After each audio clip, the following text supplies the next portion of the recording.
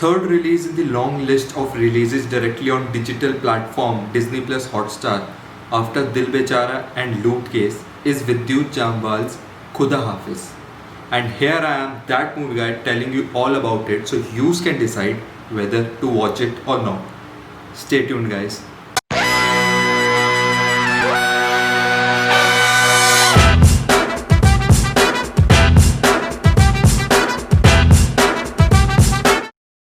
Khuda Hafiz is said to be inspired by true events about a man's search of his wife. Samir, a software engineer, marries Nargis, a call center employee. Their blissful world comes crashing down during 2007 and 2008 recession, and they are forced to find the jobs overseas. The wife finds a job in a fictitious Middle Eastern country called Noman. However, the very next day of his wife's departure, Samir gets a dreaded call from his wife. The wife sounds panicked and she tells him that she has been abducted and being ill-treated by a man she does not know. How the man, Samir, tries to find his wife and rescue her in a foreign land with language not known, unfolding a bigger conspiracy, is the basic plot of the movie. Now, let's start with me telling you all about the good and the bad aspects of the movie. First up, spot on or what's good in the movie. Vidyut has established himself as an action hero in the last decade with his movies like Commando 1, 2 and 3. But this time, he is not playing a role of a man who can save the whole country with keeping his man bun intact. Vidyut this time is playing a role of a man with a great emotional range. This movie pushes him to showcase an emotional range of a helpless man trying to rescue his wife in a foreign land, but not in a Superman mode.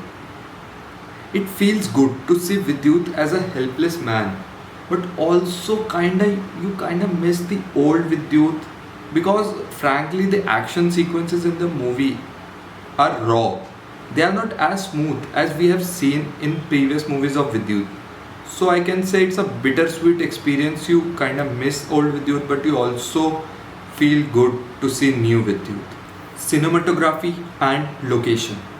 Most of the movie is shot in Uzbekistan, and the landscapes as the setup shots showing architecture of the buildings around and the barren desert sequences are beautifully shot, which also gives it kind of Mad Max Fury Road kind of look in the climax scene.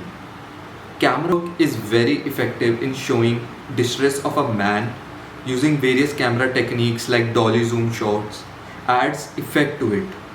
Credit goes to the cinematographer Jitan Harmeet Singh.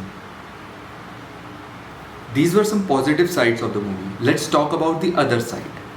Missed target or what's not good in the movie. Originality. Starting with the plot of the movie, the plot is not new and has been explored in past in various forms. The movies I can recall now are 1988's Frantic starring Harrison Ford and 2008's Taken starring Liam Neeson. The story of the movie is plain and does not offer anything new and are filled with many loopholes, and talking more about them would be just like giving spoilers to you. Second half. The movie is said to be inspired by true events, and the first half sets up an intriguing plot.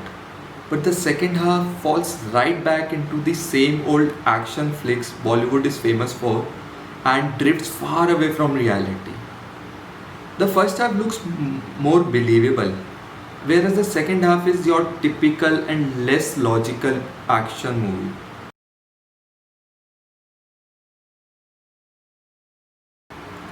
Background score and music. Even there is no uniqueness in background score used. We hear same old Middle Eastern music when tun tun tun tun tun tun tun tun while establishing these shots. It is very old and reeks of laziness. Music of the movie is soothing at some places, but surely is a blink and a miss kind.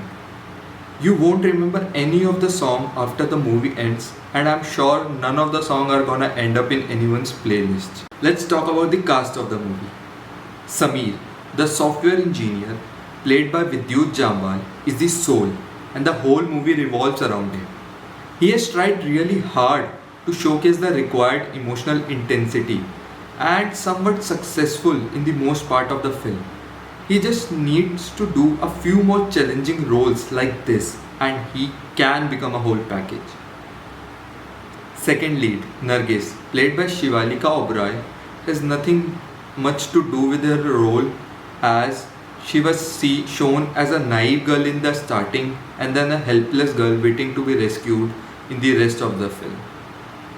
In the supporting cast, we have Anu Kapoor playing a helpful cabbie, the only person who speaks good Hindi in No Man, and he looks convincing speaking both the languages, Hindi and whatever the other made up language is called. Shiv Pandit and Ahana Kumra playing No Man's officers disappoints with their accents. That's what I feel. Although the accent is made up and we cannot compare it with some other accent, but it still feels irritating as their accent becomes thick and thin at different times. In the end, my opinion about this movie is that it's a watchable action thriller with engaging action sequences and locations, but is a flawed movie if you dig deep, and you may find various loopholes in the storyline. So guys, that was my review for this movie. If you liked the review, make sure to hit the subscribe button down below and give this review a thumbs up.